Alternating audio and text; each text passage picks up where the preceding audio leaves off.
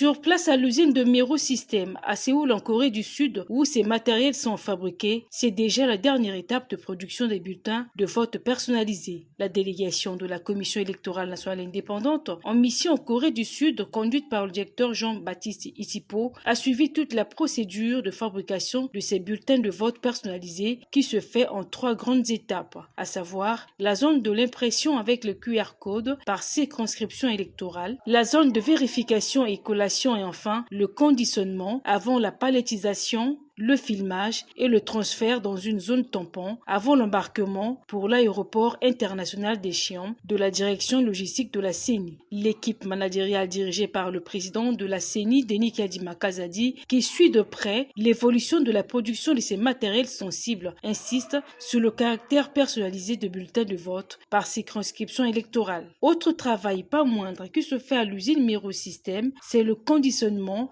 des bulletins de vote personnalisés avec des étiquettes spécifiques et la mise en plastique pour éviter tout désagrément dû aux intempéries. Avant d'être empaqueté, chaque lot de bulletins de vote est minutieusement vérifié par une équipe d'experts qui s'assure que le QR code correspond réellement à ce qui est sur le paquet du bulletin. Ainsi, s'ensuivra l'étape de la mise en carton. Chaque carton contient précisément 15 paquets de 250 bulletins de vote. À l'étape de la palettisation des cartons de bulletins de vote, la page de couverture qui facilite la distribution indique le hub logistique principal, la province, la circonscription électorale, le nombre de bulletins de vote à l'intérieur, une carte d'initialisation du DEV, une carte d'ouverture, une carte de transmission et une carte de clôture de vote. Sachez que la base d'une palette de bulletins de vote est de 32 cartons. Toutefois, une palette peut contenir 1 ou 2 cartons. Ces palettes, une fois filmées, sont directement transférées à une zone tampon avant l'embarquement pour l'aéroport, direction la République démocratique du Congo. Il faut noter que les élections du 20 décembre 2023 sont irréversibles et que la centrale électorale ne ménage aucun effort pour la réussite